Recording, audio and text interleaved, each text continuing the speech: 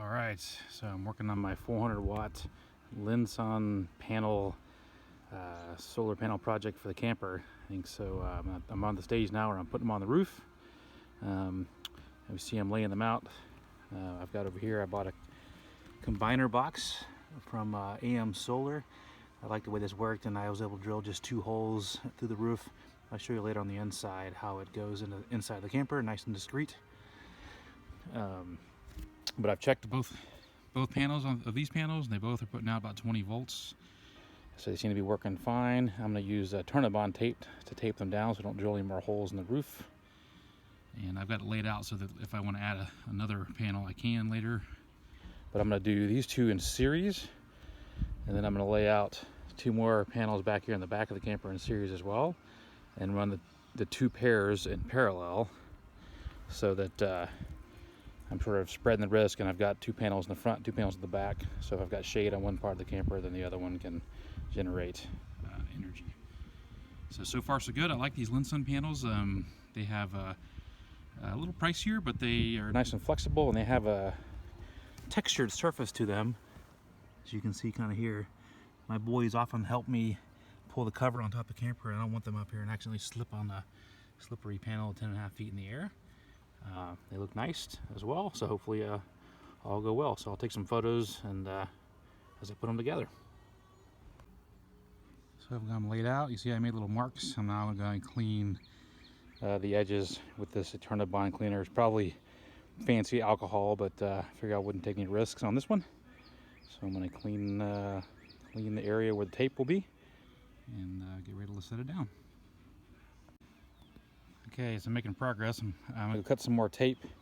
One thing I did try to help these grommets in the corners, you know, the tape's not going to go down perfectly flush over them, so I didn't want a spot for water to kind of collect under the tape. So I took some of the die cord, just kind of plugged up the hole, if you will, and that way the tape can go over the top of it, and hopefully no water will get down in there.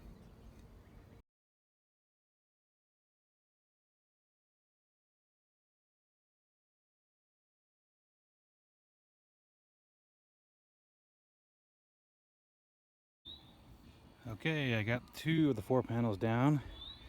I'm gonna go ahead and cook them together, and then to the combiner box, just so we can test to see if they're pulling in juice. But definitely they are live because they're under not covered up, so I'm gonna cover them up with some boxes before I plug the wires together. Okay, so I've got the 4 panels on the roof, 2 in the front, 2 in the back. I left a little walkway here by the stairs. And I left a walkway on the front, enough room in the front to lean over to pull the cover on and stuff. So plenty of access, and all I have left to do is tidy up the wires. Okay, so my 400 watt solar panel install is almost done. Roof is done. See, I used more of the tape to secure the wires down as I routed across the roof. And so far so good. You can see there's space between where I fastened down the wires so that there's allowance for water to go underneath.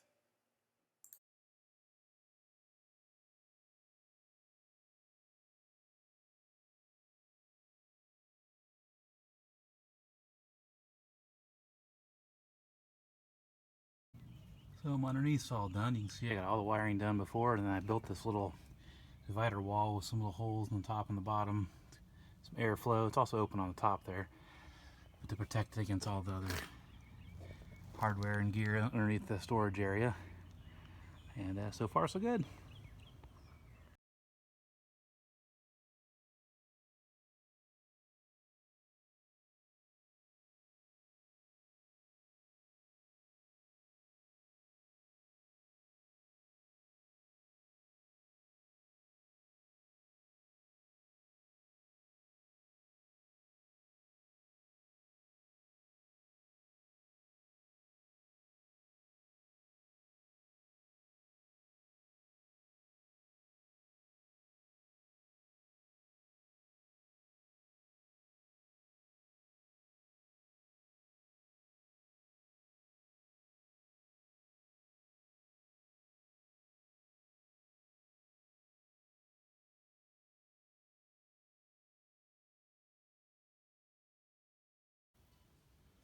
Okay, so the inside solar panel inverter project's almost over, and I'm pretty happy with how it all turned out, nice and clean.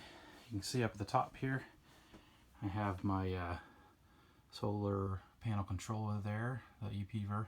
You can see right now it's raining and cloudy outside, and I'm not getting a lot of power in at the moment, but you can see it's charging.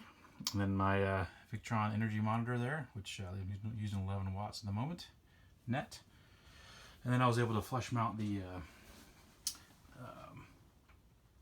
Spartan inverter panel down here. So all nice and clean and flush.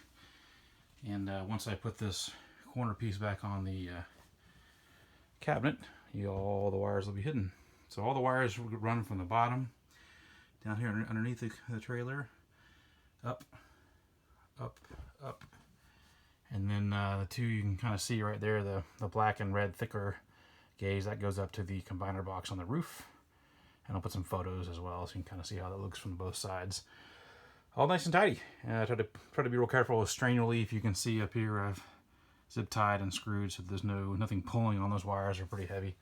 All those other wires are from the factory original. They're just kind of hanging down these holes. But once it's all put back together, you won't be able to tell that it wasn't from the factory this way. Nice and tidy.